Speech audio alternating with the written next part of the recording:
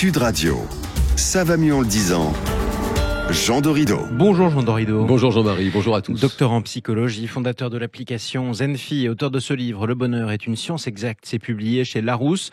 Jean, ce matin, nous sommes le 13 novembre. Il y a 2 jours, nous avons aussi célébré l'anniversaire de l'armistice du 11 novembre. Et c'est la raison pour laquelle vous nous parlez de mémoire collective. C'est quoi exactement la mémoire collective ? Eh bien, en fin de compte, quand on s'intéresse à la mémoire, on réalise que la problématique de la mémoire collective, c'est exactement la même problématique que ce qui concerne la psychologie, dans la mesure où il y a cette idée au départ d'imaginer que la psychologie, c'est vraiment quelque chose de singulier qui dépend d'un seul individu, alors qu'en réalité, ça n'est pas le cas du tout. Il est quasiment impossible d'envisager un individu sans s'intéresser à sa famille, son entourage, ses collègues de travail. Ouais. En fin de compte, on pourrait dire que toute psychologie est d'abord une psychologie sociale. Et c'est la même chose en fin de compte pour la mémoire, et ça c'est confirmé aujourd'hui par les savants qui travaillent avec les neurosciences. Ouais. La mémoire, un souvenir, il est d'abord contextualisé, il s'accompagne d'émotions, il s'accompagne justement de personnes avec lesquelles vous partagez ce sujet, et c'est pour ça qu'en réalité, la mémoire, elle est par définition collective, et précisément, elle participe à la narration commune et elle peut concerner n'importe quel groupe social, un club de sport, une entreprise ou même effectivement une nation groupe beaucoup plus vaste comme une nation par exemple. Se souvient soit d'un attentat dramatique, soit de l'anniversaire au terme d'une guerre non moins dramatique. Alors du coup, Jean, justement, pourquoi est-ce que cette mémoire collective, elle célèbre les armistices par exemple ? On préfère oublier les guerres pourtant.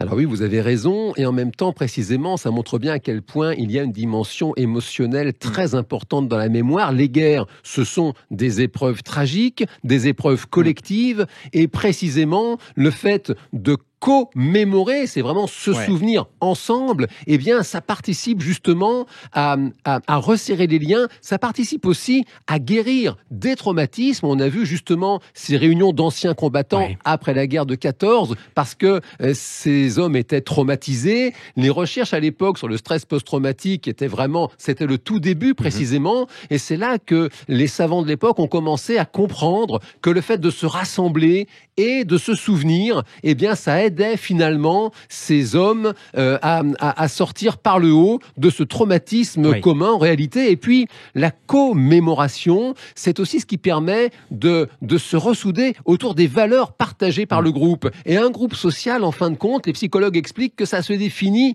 d'abord par un partage de valeurs communes. Oui, sachant qu'en plus, on célèbre un armistice quand on a gagné une guerre. De l'autre côté du Rhin, effectivement, on n'a pas tendance trop à célébrer le 11 novembre. Quoi qu'il en soit, est-ce qu'on va vivre en France avec un autre souvenir, celui du 13 novembre, par exemple ?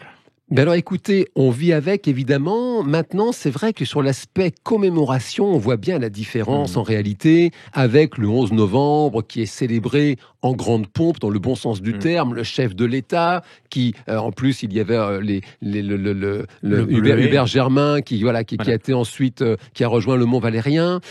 Alors que c'est vrai que pour le 13 novembre, oui, bien sûr, aujourd'hui, chacun va pouvoir partager avec son entourage, avec ses proches, ce moment tragique que l'on a vécu en 2015. Donc oui, ça va aider chacun à resserrer les liens de son groupe social particulier. Il va bien sûr y avoir des commémorations pour célébrer et honorer la mémoire des victimes. Le Premier ministre Jean Castex va se rendre avec la maire de Paris et le maire de Saint-Denis, bien sûr, pour rendre hommage. Maintenant, c'est vrai que au niveau, je dirais, global, national, c'est beaucoup plus compliqué. C'est sans doute justement l'objet du terrorisme. Le terrorisme terrorise et ça plonge finalement toute une population dans la sidération.